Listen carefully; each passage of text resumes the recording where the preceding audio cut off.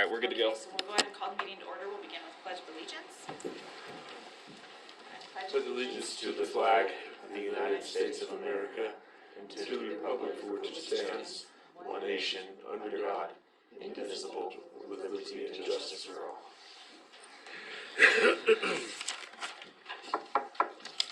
First item, approval of minutes from August 18th, 2025 meeting. Has everybody had a chance to review the minutes? I did review the minutes and I would motion to approve. We have a motion. Do we have a second? Motion and a second. Could I All have those in favor say aye. Aye. Opposed? Okay, motion passed. All right, just for the record, I have a motion from Amanda, a second from Commissioner Sager, and 5 in favor. 2 absent at the time. One just walked in, so Cindy, for the record, we still have Kirk Hayes absent and Rick Buck walked in right after the minutes. So 5 yes, 0 nay, 2 absent, but Rick did just walk in. So let me get you a agenda here, sir. And the time is 10:04.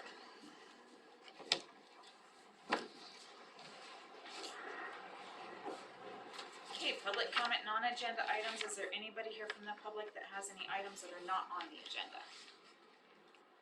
Okay, no? Should I bring up the lighting behind the fairgrounds? I still think Public Works. Public Works? Yeah. Okay. Okay, now public hearing, 711 West Maryland variance application for setback. All right, so I will do my usual spiel and go through the staff report as it's presented in your packet here.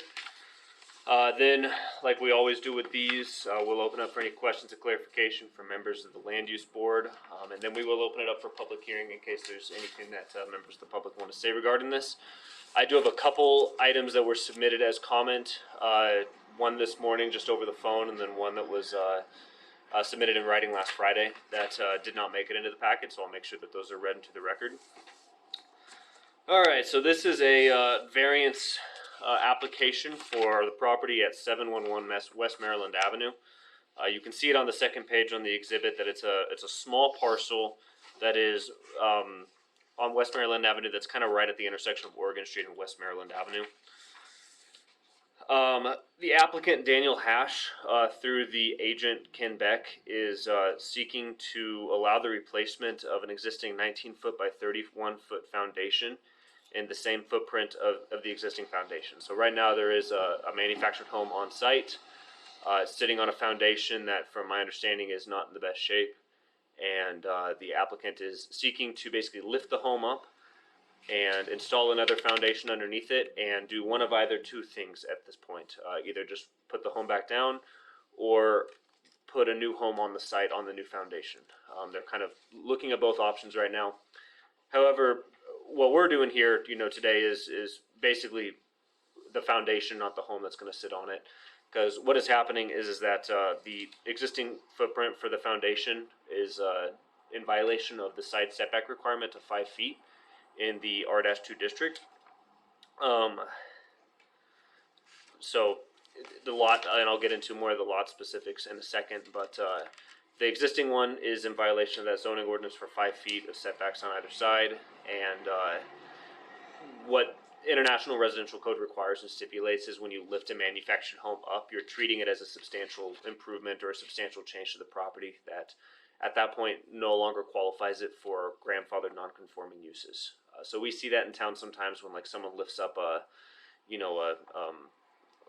single wide or something like that off of a mobile home site. We have different zoning laws that may come into effect when that happens. So because of all those things combined, because the applicant wants to do this foundation, we had to send this through the variance process to get feedback and get comment on the proposed application. So moving forward with the summary of noteworthy topics, we did list this in the September 3rd and September 10th editions of the Silver State Post. Posted the notice on the website and the bulletin board. For variances, we send notices to adjacent homeowners or property owners in a 150-foot radius.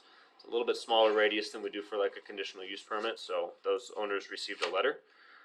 Like I said, at the time that I did the staff report, I hadn't received any comments at the time. I did get one call either last week or the week before with someone who was just asked me to clarify the zoning request, the variance request, but they didn't really express much either way from the remembrance of my phone call besides it needs a new foundation, like clearly. I did say that should comments be received, they will be read at the public hearing and incorporated as testimony, so I will do that later. Recommended action on the next page is to approve the variance. In my opinion, the action is consistent with the analysis of the report. Of course, as always, the land use board can assign or revise any of the proposed conditions as part of a motion to either approve or deny the requested variance. So site characteristics, again, this is on the over there on West Maryland Avenue. It's accessed through West Maryland Avenue. The property and all adjacent properties are in the R-2 residential and single family manufactured home district. There's currently that manufactured home on the property, and it's situated more or less on that eastern property line of the parcel. The cadastral lines, as always, are really messed up. It makes the home look like it's more on the eastern side, or on the western edge, but it's not. Those lines actually all should be shifted a fair amount. As you can see, the parcel itself is really narrow. It's only 30 feet wide on its road frontage and 65 feet long. The lots in that town are typically, people at that time were buying like 1 or 2 lots because they were typically 100 or 30 feet wide by like 120 feet long. So this one was just one lot. It's pretty narrow. Because of that, the home where it was placed was not meeting any setback requirements that were, that are currently in place, grandfathered into those existing setback requirements. However, just even like looking at some math, we have a 19-foot wide foundation and home on the site, and a 30-foot wide parcel, which means if we were trying to get 5-foot setback requirements, then there's only like 1 foot. There's like 6 inches of leeway on either side where you would actually be able to get into the setback requirements, which in a perfect world would be what you would do, right? So you had that 5-foot setback. However, what that would be doing is requiring the homeowner to basically replace the whole foundation, replace water and sewer lines, move the entire foundation of the home just a few feet to the west, for the sole purpose of meeting the setback requirements that, in my opinion, would be an undue hardship. And I'll get more into that undue hardship and kind of the purpose behind why that's my recommendation for approval of this variance as we move on. So going into the approval criteria on page 3 here, the zoning code contains the following approval criteria for analysis of any proposed variance applications. So the first one is that in considering all proposed variances to the ordinance, the board shall, before making any findings in a specified case, first determine that the proposed variance will not amount to a change of use in the property, to a use which is not permitted in the district. That one's pretty obvious. It's currently a residential use. We're talking about accommodating future residential use as well.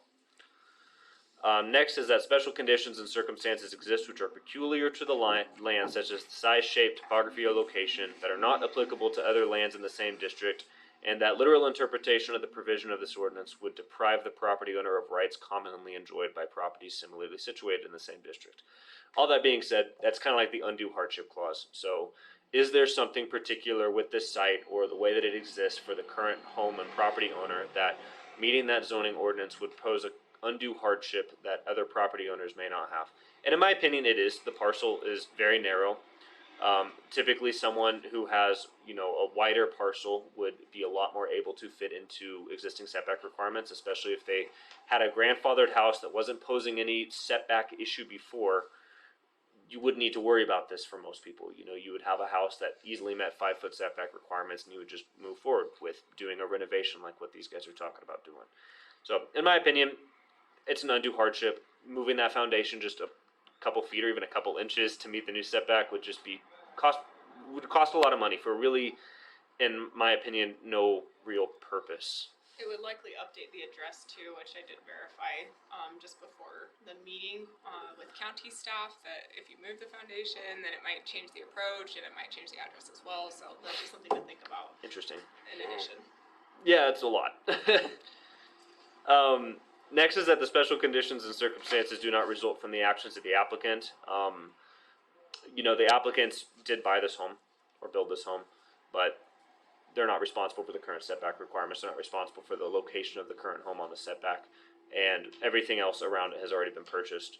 You could ask them to purchase land from an adjacent property owner. But again, we're just getting in kind of the undue hardship thing that other property owners just wouldn't have to deal with. These guys have a small, narrow lot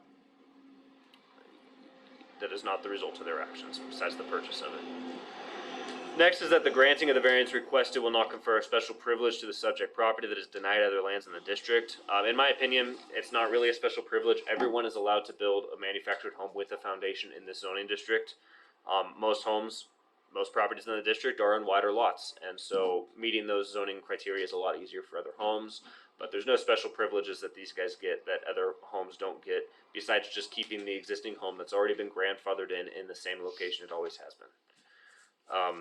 I will just go ahead and make a point too that with the existing distance from the property line and from the adjacent structure to the east, we still meet all like fire safety criteria and everything like that.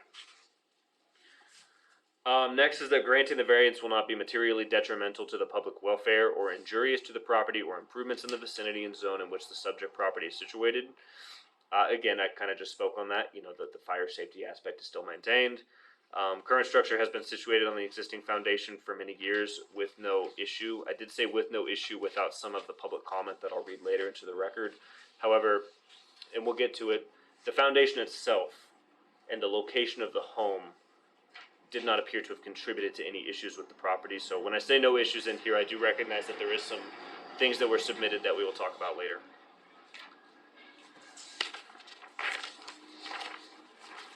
Next is that the Board of Adjustments shall further make a finding that the reasons set forth in the application of appeal justify the granting of the variance, and that the variance is the minimum variance that will make possible the reasonable use of the land. Again, I think this is a reasonable and minimal variance. We're talking about just allowing a home to exist where it always has, just on a better, nicer, safer foundation.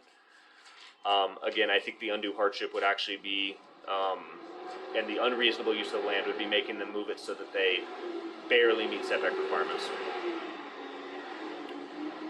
Next is that the Board of Adjustments, which should be Land Use Board, since the consolidation, shall further make a finding that the granting of the variance will be in harmony with the general purpose and intent of this ordinance and will not be injurious to the neighborhood or otherwise detrimental to the public welfare. Again, this is just allowing an existing home to be a future home as well, not injurious to the neighborhood, just in the respect that this variance would exceed setback requirements. Still a residential home in a residential area, fire safety still met, everything like that. And then lastly, that the fact that the property may be utilized more profitably will not be the sole element of consideration before the Board of Adjustment. Again, repairing the foundation is general home maintenance. I don't see it as allowing the home to be, the sole purpose to be for more profit. Whether or not that person can rent out the home for more money or anything like that, sure. But I don't think it's the sole consideration. Sole consideration is general property maintenance. So all that combined, by evaluating the request against all approval criteria, I consider the request consistent with the intent of the R-2 zoning district. My recommendation would be that the Land Use Board grant the variance to replace the existing foundation on the subject property with a foundation on the same footprint to accommodate either the placement of the same home or the placement of a new home on the property. My suggestion is that the following conditions are attached to the granting of the variance. One is that the petitioner abides by all representations, testimony, and materials submitted during the hearing process to the extent that these items were not negated by the Land Use Board, and to the extent that they are not inconsistent with the spirit or letter of explicit conditions of the granted variance or other applicable laws and standards. That's a very general one that we always have. Basically, if the applicants were here and they said something, the Land Use Board could hold it with a motion as a condition of approval should they so choose. At this point, what we would really be doing is holding them to the information contained in the variance application, which is not a lot of information, but again, this is not a very major variance if you ask me. Next is that the petitioners comply with all other applicable conditions of the zoning ordinance. The 2023 International Residential Code is adopted by the city, and any other applicable requirements is dictated by the city's building inspector. It's pretty typical for variance application too. And then lastly is that the applicants alert city staff in writing of any changes to the construction or any other variations to the zoning ordinance before beginning work to gain the necessary approvals should they be required. Again, that one's pretty standard, but I think it's good to have. We're accommodating this east setback, exceedance with this basically taking the existing foundation and putting a brand new foundation on the exact same footprint. If that changes, it could change the way that we analyze this. So this condition just requires that if they do change that initial plan and the plan that's submitted to us, they got to talk to me and see if it still meets the intent of what the land use board's decision was in this case, the intent of the zoning code, or if we need to come and have another meeting.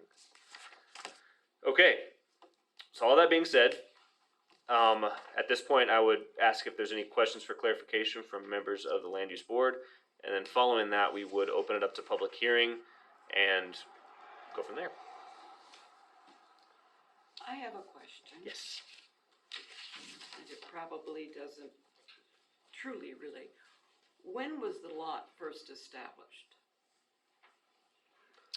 I don't know off the top of my It's head. part of the Poly subdivision.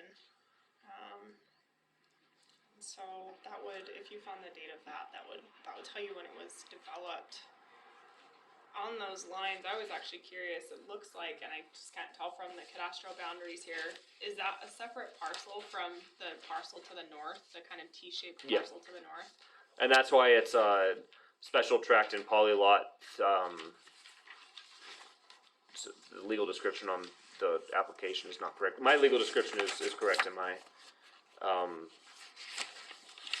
staff report.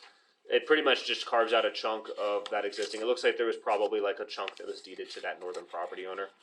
And it deeded like the northern 60 feet of that 30 by 120 foot long lot. Or 30 feet or whatever, so, See, I did drive by it yeah. and looked at it. It was a little difficult to find because it's It's tiny. Yeah. very Tiny, tiny. yeah. And it was like it was part of, the house next door, that's the way it would look. It was just strange that whenever this was done, that the other lots are big and this is a little teeny tiny lot. And I understand that these other lots were probably two lots that they bought. Yes. Mm-hmm. And, Yeah. A lot of the city was platted at 30-foot wide lots. My lots, Okay. my lots are two. I got two lots, that's it. Yeah. Yeah, so it's weird. Most people in town have two 30-foot wide lots or more. I mean, it's very common that a lot of the lots in town are 30 feet wide. I think mine are like 25 wide. That happens too, yeah. I mean, we're not Anaconda, but No. we're not that far away either. So Some sugar? Yeah, okay, here you Yeah, go. right. Is there a garage on there by any chance? Or is he gonna maybe build a garage in the future? I don't think so. No. Just wondering. Maybe just a shed behind there or something. Hey, there's a shed, but I don't. There's no space for a garage. The Yeah, only access exactly. Is from the front.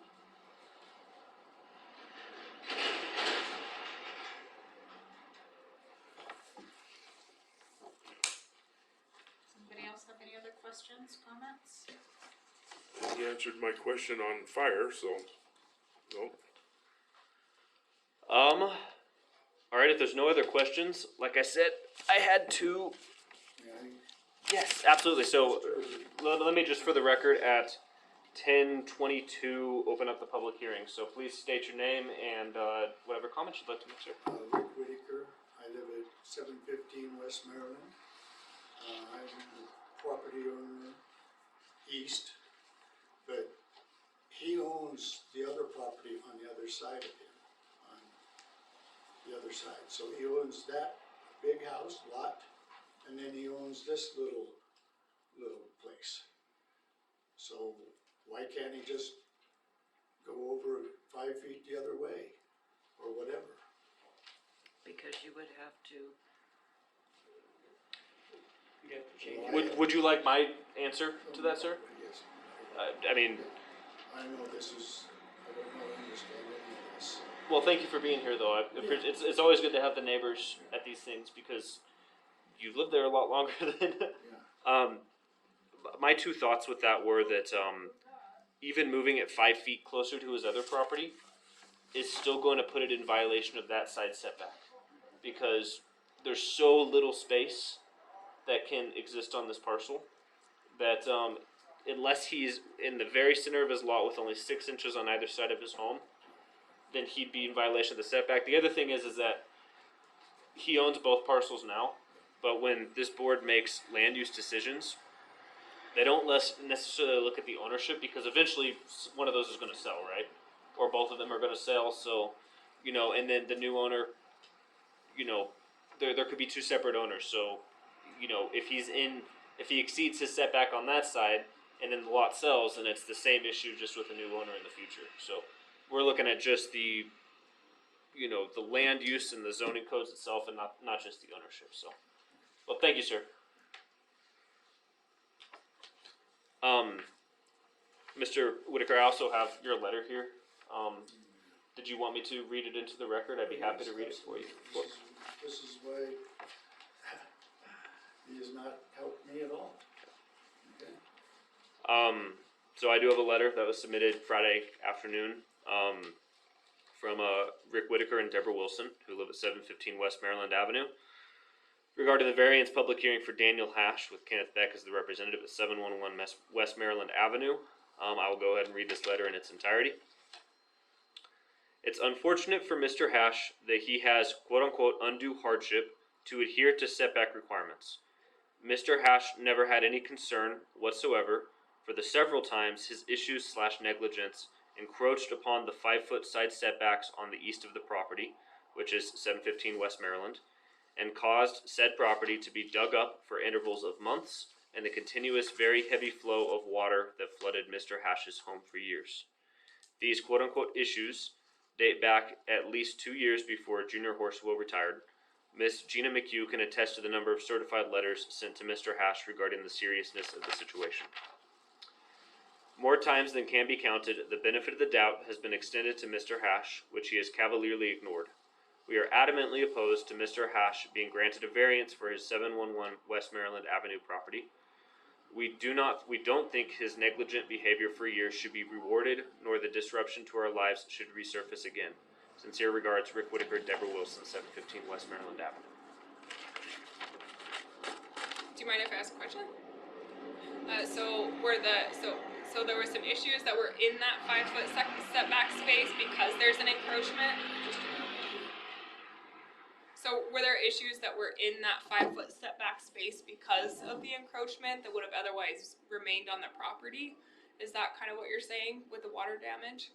The water damage came, it was a pipe, come through, busted or whatever, and it just went down my property into my little lilac bush, and then it went into his basement.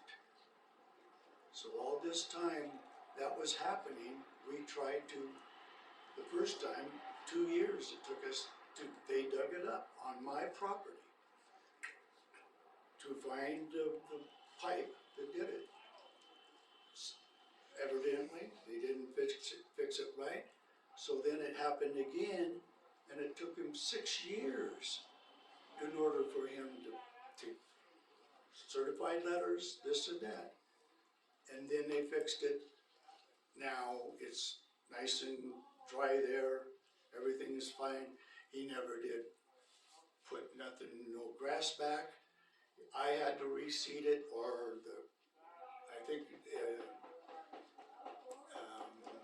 maybe the guy that dug it up, but he didn't do a good job of it. So I still have patches where it's bare. I see.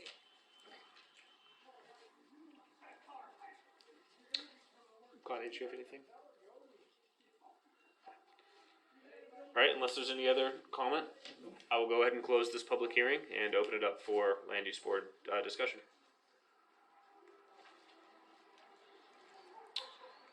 So the utilities, is it just the water that's coming through your property that services this, or is the sewer come through your property too? To I service? have no clue on that.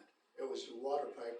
I didn't. So it was the main that fed this property though, was located on your property? Evidently. I really don't. I- Not a plan. And actually, let me say, reopen back up the public hearing. I forgot I got a call this morning too from Bill Pahella at 911 Oregon, which is the property to the north, saying that his sewer line runs on the eastern side of that property as well. His sewer line and his natural gas line. So everything's kind of interesting in that area. So So if you were to move it, it would affect those as well. potentially, yeah. So reclosed public hearing. I just forgot that there was one comment that I got just 20 minutes before this meeting, basically talking about how someone else's utilities run through this property as well. We see this in town a lot, especially in these old areas of town. These areas that are especially narrower lots and stuff like that, where properties have been sold and not, that the correct analysis for boundary line relocations or deeding were not followed. Nowadays when Amanda and I do a boundary line relocation, We're looking at utilities. we're looking at utilities and things like that. So it's unfortunate when this stuff happens. My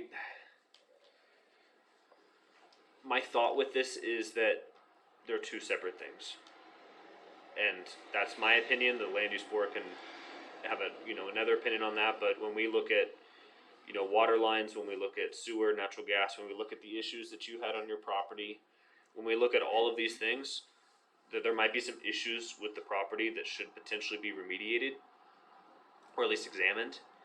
But when I look at the scope of the request itself, and it's specifically related to the replacement of a foundation, I don't think that there's enough of a correlation between this request and the issues that exist on the site to warrant a lot of consideration for this specific variance. I think what this means is that our public works crew should probably go take a look at this and everything. And so it sounds like they've been out there and worked on this way in the past, quite a bit. But there's some issues with the utilities out there right now. And again, if someone had to replace a line or replace, if this guy from 911 Oregon who to the north had to bring out a new water line, we wouldn't allow him to do it in the same space, right? We would fix these issues as they arise.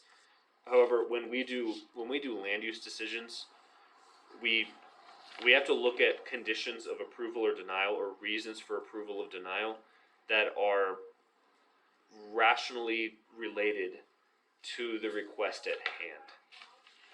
And my opinion is that those lines and the historic issues on the property are just not related to the replacement of a foundation as much as some other issues might be. Now, do those issues need to be looked at in the future? Sure, I think they probably should be. But, sorry, go on. So if he was to move his foundation to fit this 5-foot variance, it's gonna mess up a lot of lines and probably other people's lines in the neighborhood. I get nervous both ways. Because right now it sits pretty close. But who knows what's all out there, first of all. And, I think you are right there, but I think what I get nervous about is things like, we got to make sure we call really good locates. And Ken Beck needs to be very careful if he's going to dig out this foundation, because there's a lot happening in the ground out there. And there have been some historic issues with the water lines. And are they aware of that? Do you know if Ken Beck's aware of any of those issues? I don't know if he's called locates yet.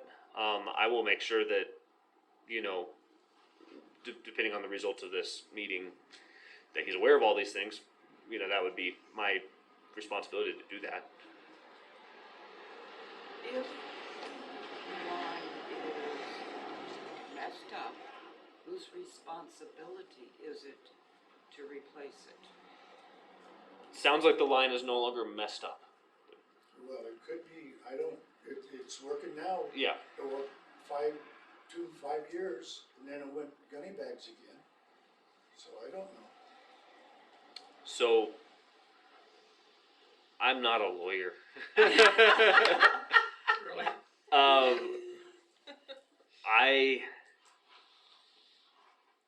When I worked for the city, it was usually the landowner's It is, but responsibility. typically what you would see is an easement for if you're on someone else's property for a line. Oh, yeah, okay. Yeah. Which, and I don't know how this went back in the day. I mean, and JR no longer works here. Might be able to get a hold of him and ask him, but you know, what we know is that you had water damage to your property potentially from their line breaking. We don't know if their line, if they had to dig it up because it was just so close to their property line, but it's actually on on this guy's. We don't know where that is, right? What a mess. It is a mess, and so I don't know who would be responsible because we don't know exactly where the line is even. We don't know if there's an easement in place. I mean, there's a lot here. And so that's why I think for the purpose of a variance for foundation replacement, there's some things that our public works crew and myself need to make very clear to the applicant and to Ken Beck regarding this property. But I don't think denying a property owner replacing their foundation is correlated enough to the location of that infrastructure. And I think an argument could be made both ways. If he moved that foundation, that whole area could be opening up a big can of worms. Well, and kind of my other big concern too is right now the lines from Mr. Pohela's testimony are that they're running east of his property. And if he meant east of this home, it's between your property and this guy's house, which is the small area. My concern is we say, no, you have to move your foundation. You have to move your water line, your sewer line, you have to move everything for yourself. Yeah. And then what happens is they try to move to the west and somebody else's stuff is over there. Yep. Yeah, And Exactly. then we've really denied them the use of their property. yeah. That's what, I mean, It's just a mess. you That's a know, can of worms. yeah, if I felt like that moving the foundation might actually help alleviate the easement concern and the conflicts with this, I might, be more inclined to make a push for that. But at this point, we're just looking at racking up a ton of costs, a ton of headache, and, and More that could, problems. yeah, at the cost of like reducing the housing stock in Deer Lodge, which is definitely not our goal. I think I strongly encourage easements to be looked at or written so that you can protect yourself in the event that, they come into your property and you have at least a little bit of teeth to be able to say, hey, look, you dug my property up, put my grass back. But that's that would be more likely a private matter and not something that our board could require. But that would be certainly something I'd recommend, is seeing if you couldn't get the property owner to be amenable to actually having an easement. And I don't know what JR and the crew would have done back in the day when this happened. When was it? Do you know? What's that? When these issues were really happening? I haven't- Okay. Look it up. Jim Evans got records and whatever. And I'm only asking because nowadays, if we were to approach this situation and we noticed, like our public works crew, Trent, everyone noticed that a line was on somebody else's property, we would probably recommend an easement. Or if this guy's line broke and was not on his property, we wouldn't replace the line in the same. We would have them bring a new line out. Yeah. And so that's, kind of cast a little bit more confusion on exactly where that line is. I think it sounds like the line broke probably on his property and caused you some water damage, and they had to dig enough that it impacted your property as well. But there's just a lot going on. Tom's right there. Yeah, boy. So, Can I make just a chit chat comment? My neighbor's water line broke, and then the city discovered in trying to scope out where the line was, it went under my garage, so they had to put in a new one for the neighbor. yeah. And that we ran into, A lot of that in town. there's a lot of that in town. I've dealt with two other ones this year where they go underneath garages, and it's just, boy, we do things different now. I recommend is, if you approve this, is that, let Ken Beck of all the situation going on here, and, that what he's entailing, what he's looking at doing, and fixing the existing problems as he sees it, he does it, but, he's gonna dig up that existing foundation. He needs to be aware that he can't go outside of that. And then, basically, be aware of all these conditions that's going on. I think the one thing that I think would be beneficial is that if this was approved, we would ask that the applicant, we would ask Ken to basically let us know what he finds when he calls locates. I mean, obviously we'll do some of it I ourselves, think that's a good idea. you know, but on private property, you know, we don't really do that as, I mean, so what he finds, I think he needs to share with us, Yeah. and then we can go from there. That would be my condition. That would be my recommended condition to add is that let's get a little bit more information. We're just talking foundation to foundation here, but through this conversation, we found that there's just other things to think about. Let's get that information from him and move forward with that. Would be my thought. Sounds good. So I can't make a motion. Oh,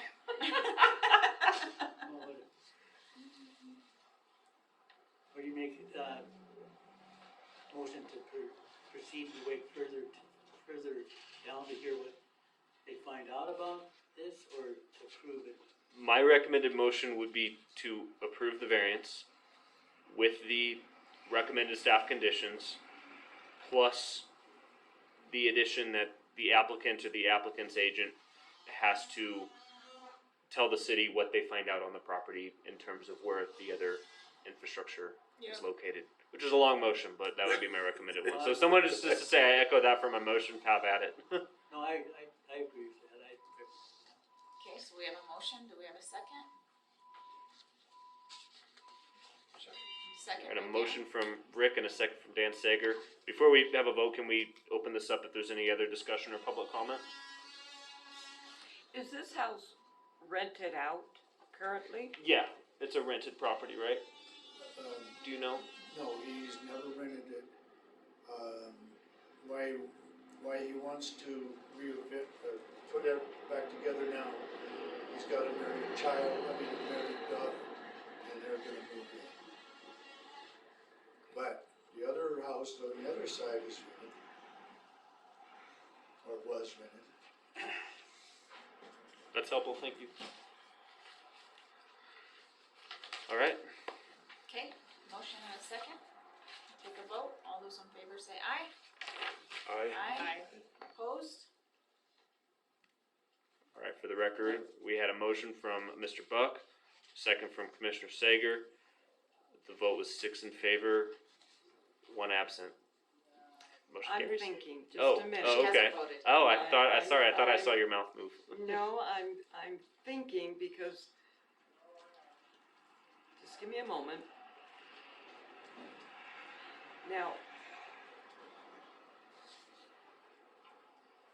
if he comes back with what is, where all the lines are and everything, and it appears to have an issue of some kind, then what happens?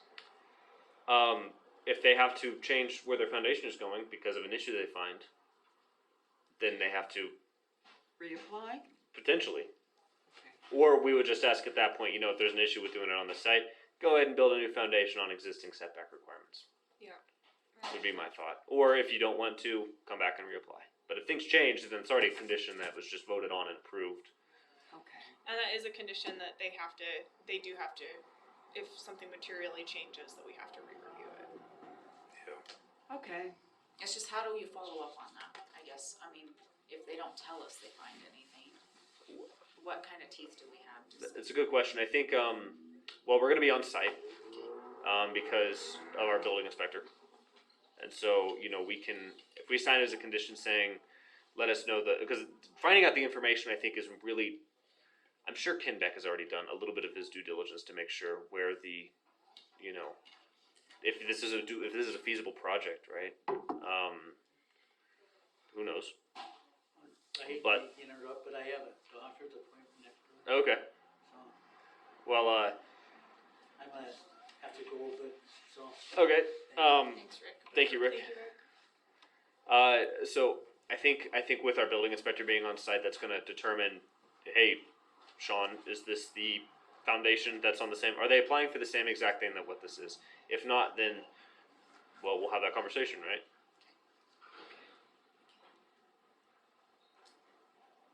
All right. Is that an aye? It is an aye. I just have my personal reasons, which, not about the individual person, but about the property. Mhm. Because of what they did and allowed way back when. Yeah. Mhm. I think everyone at have this a table. garage that technically is 2 feet away from my property line. And, I've sort of solved that issue, but, Busted. Onto the record. Joking. yeah. So, okay, I say yes, Okay, as long as That's they come back, Yes. okay? Yeah, yeah, Okay, exactly. All right, that's 6 ayes, 0 nays, 1 absent. Motion passes. Variance granted. I'll let Ken know. so we'll move on to reports, economic growth and development. Yep. Thank you, sir. Thank you. I wanna have a quick note with you.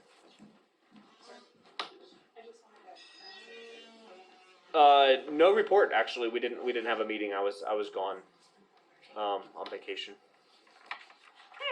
How do you manage that? It's weird, isn't it? A vacation. I was gone. honestly, did Dan, we I was approve I it? was gone Thursday and Friday and I Monday, didn't vote on it. and Yeah. I came back to 10 voicemails and 150 emails after I deleted the spam. I don't know how I managed it either, but it was good to see my mom, so it was fun. So we did not have a Did meeting. she write you a note that you were actually there visiting her? She was here, Oh, okay. and she came in, and so everyone saw her. It's true. Okay. It's true. All right, Chamber of Commerce update. Anybody have anything there? I was unable to attend that one as well. And downtown historic preservation. We're having our meeting this Thursday at 6 o'clock, and I haven't done my agenda yet, which I will do today. And, but I do think I did attend the online meeting from Montana Main Street, and I will bring up several things that they, presented there. We could not move forward with the pediment on the building because of money. Money and Money technical issues. difficulties. Hmm? Money and technical difficulties. Yes, money and technical difficulties, and, so we do have money that we are going to have to figure out what to do with, for this time period. So if you're interested, do come to our meeting. Yes, anything historical preservation for your physical building. Wonder if we should send Danford and Lisa Langley that way.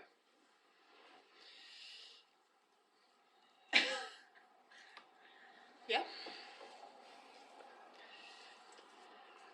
We'll have a meeting. I mean, yes, there is funding available. You know, we really do want to see that building is just so beautiful. We'd love to see that money go towards a good restoration project. Yes. We're talking with the Mitchell brothers right now, and that's a great one because there's great action moving forward.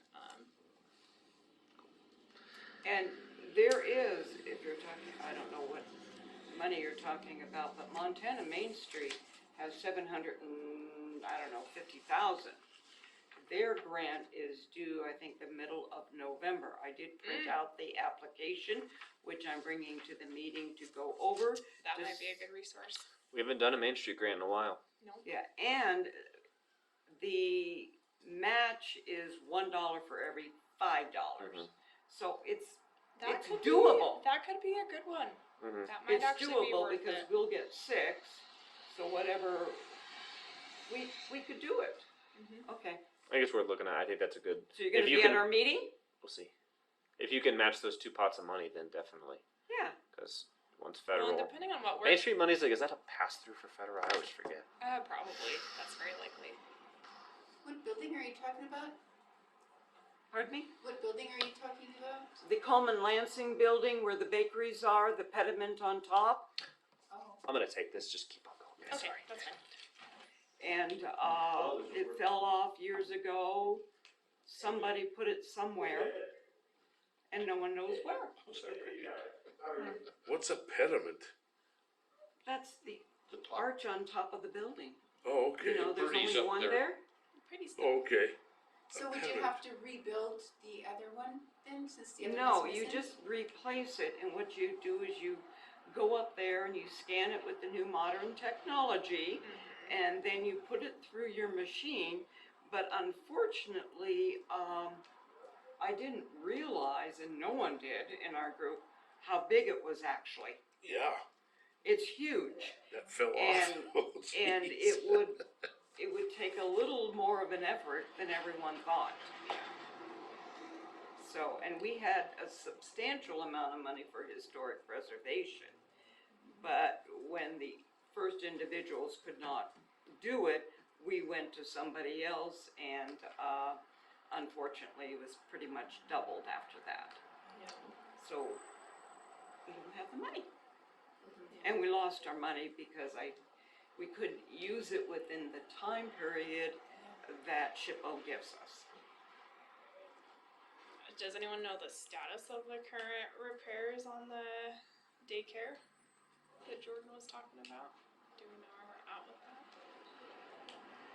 I don't know, but my question, I think we probably have the same question. I don't know if it's good to ask it on the public record, but didn't she have renter's insurance?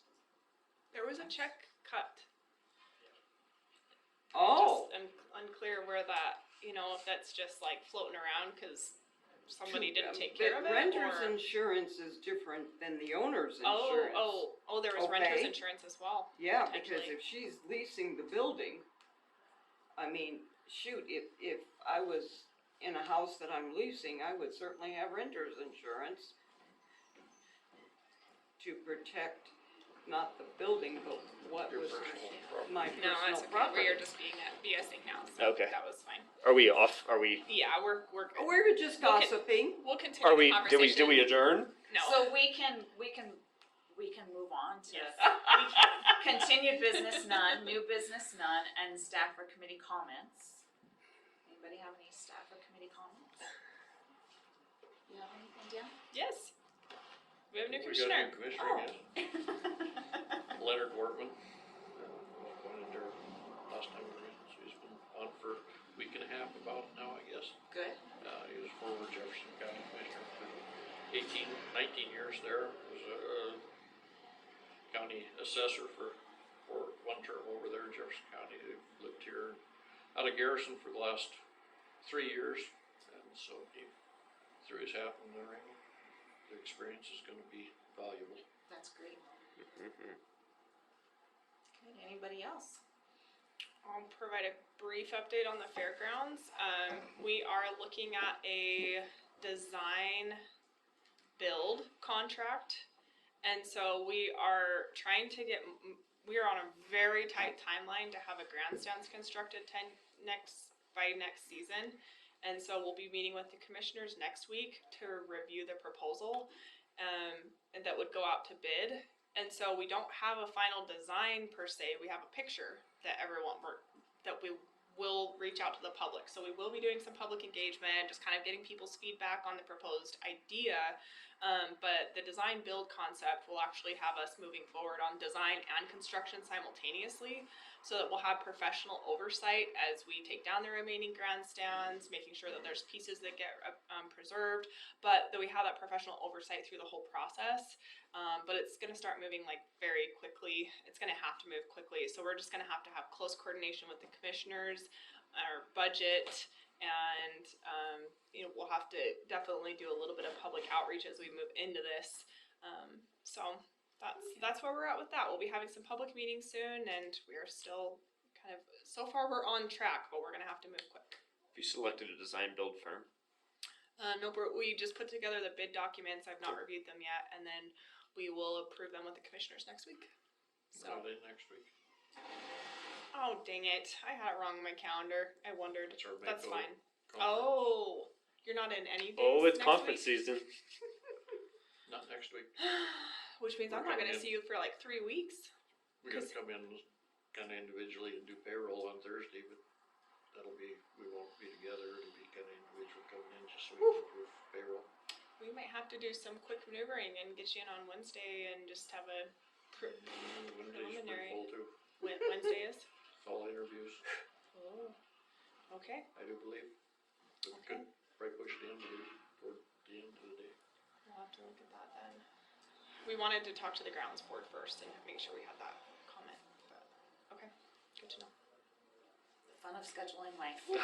Gotta love it. Mm-hmm. Especially when you have to do it all, like, by law, 48 hours in advance. Exactly. Yes, yeah. Okay, that's gonna have to get addressed. Okay, anybody else? Okay. So our next meeting will be Monday, October 20th at 10.